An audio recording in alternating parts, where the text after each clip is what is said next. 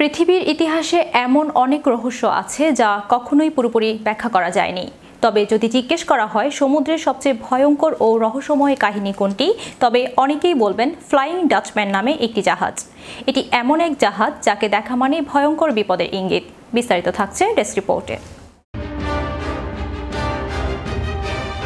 বিশ্বজুড়ে সমুদ্র ও নৌযাত্রাকে ঘিরে রয়েছে নানা রহস্য।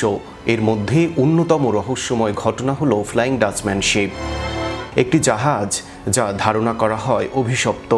সামুদ্রিক লোককথা অনুযায়ী এই জাহাজটিকে যারা দেখেছেন তাদের জীবন বা জাহাজের জন্য তা মারাত্মক বিপদের পূর্বাভাস বহন করে।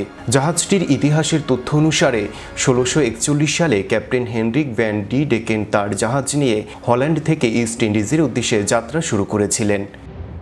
ফেরার পথে জাহাজটি সাইক্লোন ও বিপজ্জনক উপকূলীয় পরিবেশের মধ্যে পড়ে। নাবিকদের প্রতিকূলতার মুখোমুখি করেও ক্যাপ্টেন জাহাজ থামাননি এবং পরিস্থিতির বিরোধিতা করা নাবিকদের সমুদ্রে ফেলে দেন।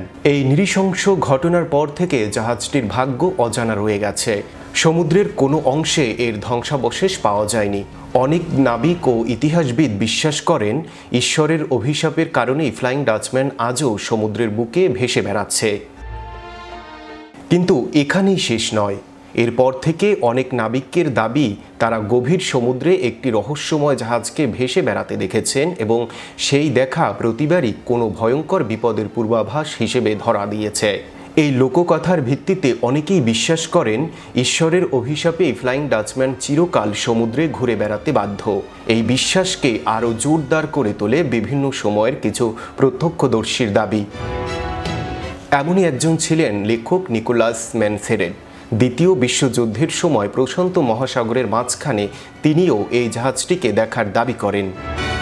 ফ্লাইং ডাচম্যান নিয়ে তৈরি হয়েছে বহু সাহিত্য, চলচ্চিত্র ও লোককথা। তবে এই কাহিনী শুধুমাত্র নৌকাপ্রেমী বা সমুদ্র যাত্রাকারীদের জন্যই নয়, এটি ইতিহাস, পৌরাণিকতা ও রহস্যের এক অনন্য সংমিশ্রণ। আর তাই 400 বছর পরেও ফ্লাইং ডাচম্যান কেবল এক অভিশপ্ত জাহাজ নয়, এটি হয়ে উঠেছে সমুদ্র জগতের এক চিরন্তন রহস্য। Magic Bangla TV news desk.